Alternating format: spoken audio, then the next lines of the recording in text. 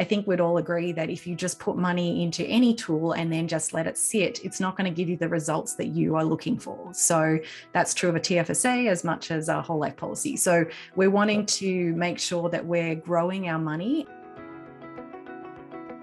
Hi, today we're going to speak about tax-free savings account contributions. So I hope you're willing to learn a little more about a product that's available in Canada to each and every one of us. Hi, I'm Dan, and I'm here with my colleague, Liz. And as I said, we're going to give you a little insight into tax-free savings account contributions. Now, what is a tax-free savings account? Let's just start with that. You are able to put a certain amount, so there's a limit each year on your contribution into some sort of savings product that aligns with the program for tax-free savings account. And at whatever that amount is that you put in, you can enjoy growth tax-free. There's a couple things we want you to learn as you go through this. And one of the experiences I've had in life is I put money into silver, and I threw my tax-free savings account, and my silver value went down over time. So even though you can enjoy a gain, you don't get to enjoy a loss. You don't get to claim that anywhere. That's a loss. So it's one of those things, you take the risk wherever you put it. And if it goes up, great. You don't have to pay taxes on it.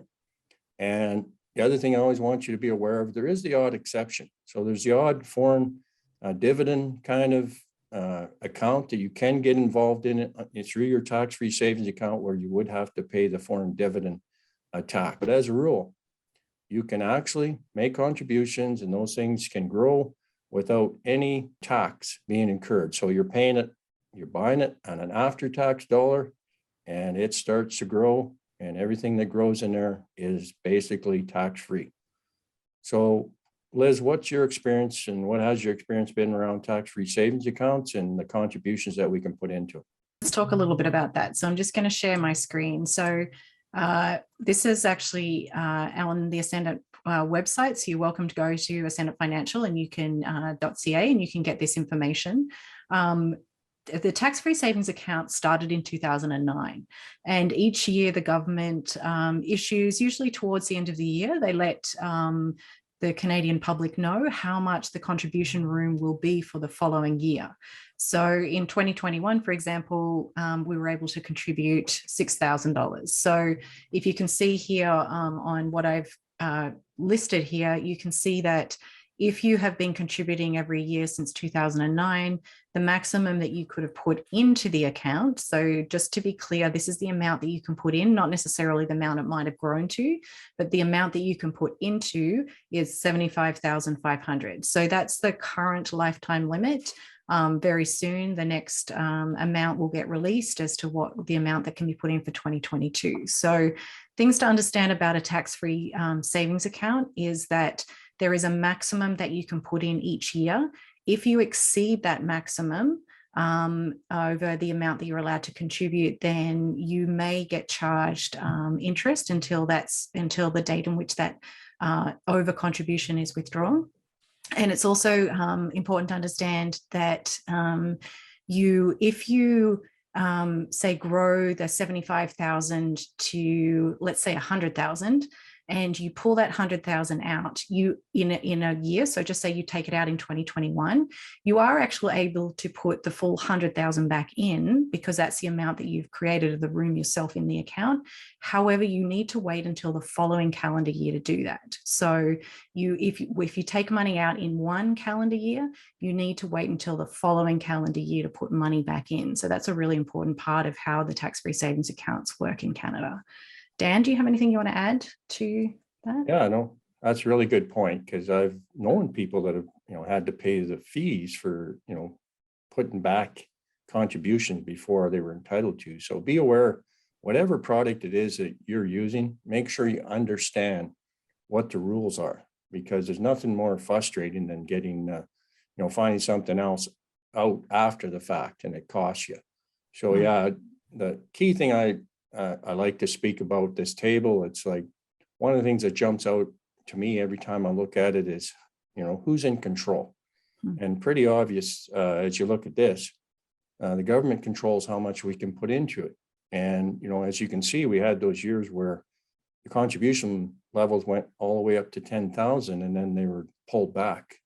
And so, that the reason for that is that, it's about taxes. And at some point, the government wants to limit how much we can put in a vehicle that allows us to grow tax-free. And so, that's one of the things that happens with the tax-free savings account is it's out of our control how much we can put in each year. And it gets determined for us, as Liz said, each year the government makes a call on what our contribution limits are going to be for the next year.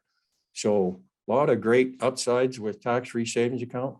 I like the fact that, you can have it, you can have that fund somewhere and, as it grows, if it grows, there will not be a tax event after. And that's just a huge advantage of tax-free savings account. And I think something that people often ask us about, Dan, too, is we talk to people about using high cash value, dividend paying insurance. And so people often ask the question, is this something that I can use in combination with my tax-free savings account? So how do you answer that question, Dan, for people? Well, they fit together really well. So, there's things that you will get with your, high cash value life insurance policy participating that you're not going to get with tax-free savings accounts. Like it is the death benefit for one, like it's just, something to support your family that really can be a huge advantage to one over the other. And, I just tell people, if you're already in the behavior, if you already have a good behavior of warehousing your money through whether it's a tax-free savings account or putting it into a dividend paying whole life insurance policy, you're in a good position because you've actually overcome one of those human behaviors, which is spend everything we make and not, put it somewhere where it's going to be able to support us in the future. And the thing that I realize that, with tax-free savings account, you get the option to pull that out and put it to work. The biggest difference between the two is when you pull it out of your tax-free savings account, it stops growing. If it was growing, it stops growing. And until you put it back in, there's not going to be no more growth. Whereas with, high cash value dividend paying whole life insurance, when you pull it out correctly, use a policy loan, your capital doesn't stop growing. And you create this phenomenal compounding effect over time, over a lifetime. That just really, that's where the huge advantages come, one product over the other. They all have their advantages. And I like tax-free savings accounts for some reasons. They, they give us that ability to put money away and the way that it can grow. But I really like the fact that with dividend paying whole life insurance, when I take, my value out of it through a policy loan, that I haven't killed the growth of that fund. It's important to understand that what is happening with your money. So what is the opportunity to what you can contribute, which is really important. Like how much can you grow it? And that to me is one of the big differences between the two. There aren't the same limits that are imposed on the TFSA as there perhaps are on your whole life policy. So just being aware of what your objectives are and what growth you're looking for. And then the other one, which is really important, is understanding about how that growth works. So I think we'd all agree that if you just put money into any tool and then just let it sit, it's not going to give you the results that you are looking for. So that's true of a TFSA as much as a whole life policy. So we're wanting to make sure that we're growing our money. And the thing that I really appreciate about these options is that you don't actually have to choose. You can actually do both. So, we talk often about it being an and asset and the ability to do both. And having someone who can coach you through how to optimize and use these strategies is a really important part of doing that, and getting really sound advice from professionals who understand either tax laws or how to use whole life insurance properly. Really important parts of really using this for your own leverage so that you can create the result that you really want to out of using these strategies. Please click on the videos beside that are appearing if you want to learn more about how you can apply these strategies to your situation.